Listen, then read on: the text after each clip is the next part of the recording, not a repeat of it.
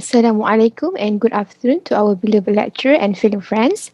Today, I, Nuzwaika binti Hasrin, and my group mates Nur Aisha binti Abdul Aziz and Ainuha binti Abu Bakar will present our topic, Vape should be banned. The usage of vape or e-cigarette has sparked various arguments worldwide due to its controversy. According to National Institute on Drug Abuse, vape is an alternate device with four parts, namely cartridge, atomizer, battery, and a mouthpiece, which people use to inhale the vapor. This alternate device contains nicotine, flavourings, and other chemicals. The repeated exposure to these chemicals brings negative consequences to users' health. Even though vape has harmful substances, many countries still do not ban vaping. They consider vaping as one of the lifestyle habits. Why do we choose this topic? Okay. Due to its look and range of flavors, most people believe that vaping is a viable method of quitting smoking. According to research, consumers feel that e-cigarettes are less risky than conventional cigarettes and may help smokers quit. They say that vaping is safer since no tobacco is burned inside, as tobacco burns and emits many hazardous toxins. Health authorities assert that vaping contains diethylene glycol, nitrosamines, and potentially harmful substances. It is adequately high and leads to tumor development. Plus, the ban of vape meet the third SDG goal, which helped to reduce premature death from non-communicable diseases by 2030. It is linked to many of the 17 goals in some way, but the most applicable one is goal 3. As I mentioned, it helps to ensure that everyone of all ages enjoys healthy life. So, the thesis statement is vaping should be banned because it can negatively affect a person physically, psychologically, and neurologically. For main idea 1, the usage of vape gives negative effects on consumers' physical health. Vape has liquid that contains flavors, solvents, and nicotine. Vaping happens when liquid is heated and produces an aerosol inhaled into the lungs. The e-composition, the liquid's temperature, the dose, the time of use, and the seal type contribute to the toxicity of e-liquids and the aerosol. Users must inhale via the device, which activates an air flow sensor and triggers the atomizer to heat the liquid to create an aerosol for lungs inhalation. An antifreeze component is found in vape, which known as diethylene glycol. It can cause harmful effects on inhalation. Besides, all contents in vape cause severe lung illnesses. When people inhale these, the chemicals and aerosols will go to the lungs and out into the environment, which harm the user's body and people nearby and could cause death. The aerosols in vape cause oxidative stress, which are related to various inflammatory disorders and dysfunctionalities in the endothelial cells, the thin layer of cells that line blood vessels. Because the nicotine in vape is fully utilized, it also acts as an alkaloid medication that is dangerous to humans. Nicotine, for example, causes lung problems, heart attacks, sleep difficulties, headaches, and eye problems, as well as decrease in fertility. Furthermore, vaping can cause cardiovascular problems. E-cigarette usage has been linked to increased heart rate and blood pressure. Studies have shown an association between e-cigarette usage and reduced endothelial cell function and oxidative stress, both associated with an increased risk of cardiovascular disease. Also, the usage of vape affects platelets, which play a critical role in the development of cardiovascular disease, specifically thrombosis and atherosclerosis. Thus, it is firmly believed that vaping causes physical health problems, specifically affecting lung and cardiovascular system. Assalamualaikum warahmatullahi wabarakatuh. My name is Ainuha binti Abu Bakar, and I will carry on this presentation of main idea 2 and 3 for the topic of vape should be banned. So the current slide shows the idea of main idea 2, which is the users have a higher chance of acquiring depressive symptom than the non-users. Aside from the detrimental effect on physical health, research has shown that the components of e-cigarettes and vape are harmful to the psychological health of the users.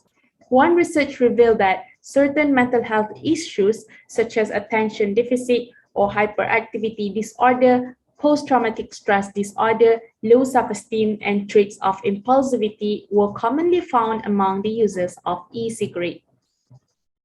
Research explained that The causes of these because of the presence of tetrahydrocannabinol and nicotine in the device that have caused this predicament.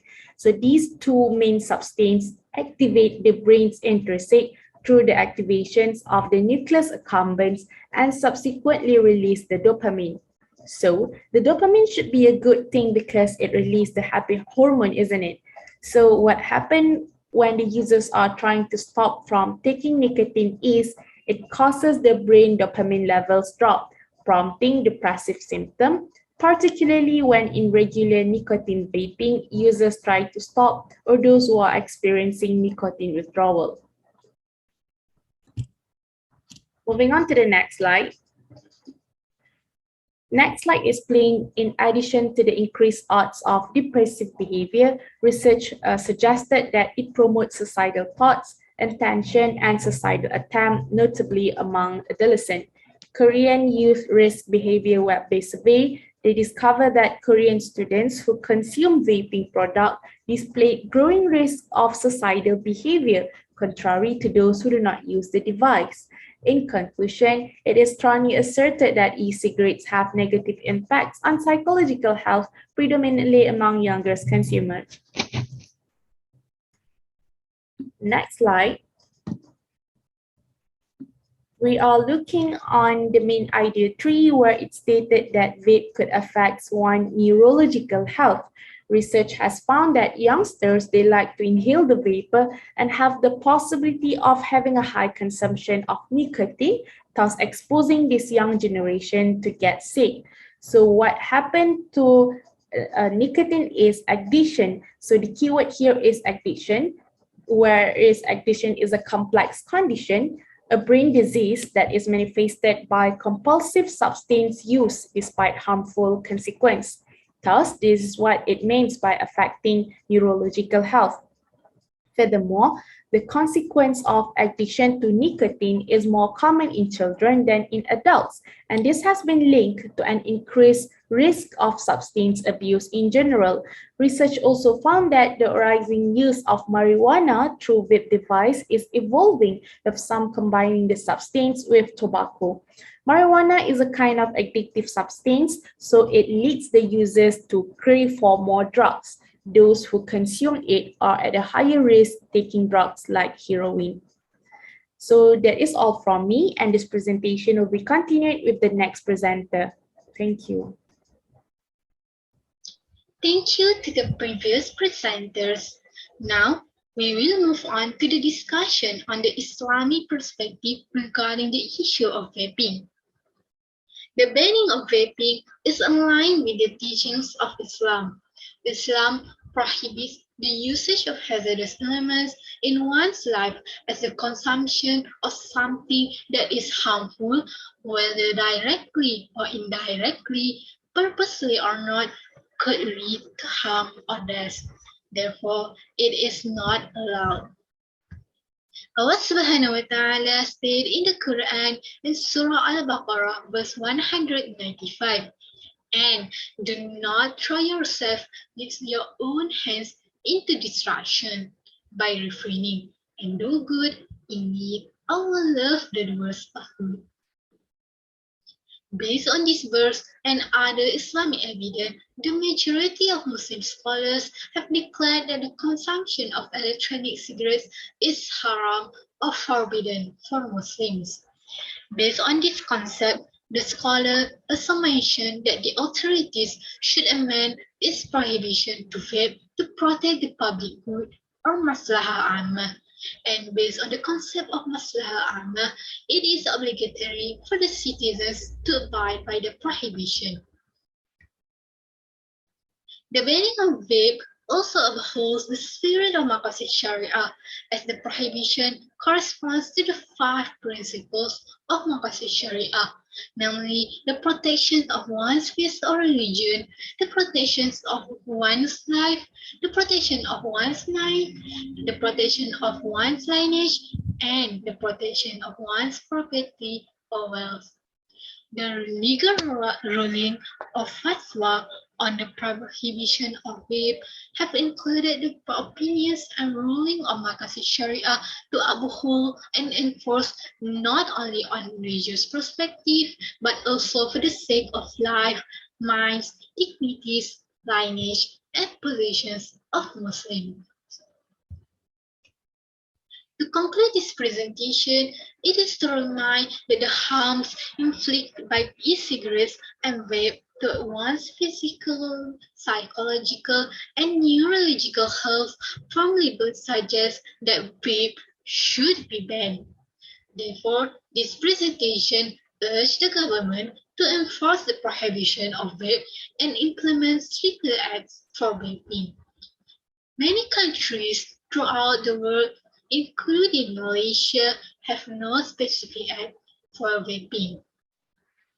For example, in Malaysia, the vaping products were treated under the Poison Act and the Food Act, which do not comprehensively cover the definition of vape. The government should also enforce regulations on the promotion of vaping, as research shows that adults and adolescents alike have divulged inaccurate information on vaping from the unethical advertisements of vape industry, leading them to possess positive attitudes toward vaping. This positive attitude will make it difficult for the government to ban vaping, as vaping continuously emerges as a culture and an identity instead of just an activity. Based on the same reason, this presentation urged the government to provide and educate the society on the potential harms of the vape. Moreover, more research needs to be done on the harmful effects of e-cigarettes, particularly on the potential long-term consequences, and as it is currently understudied in comparison to the study of tobacco products. That's all for our presentation today. Thank you.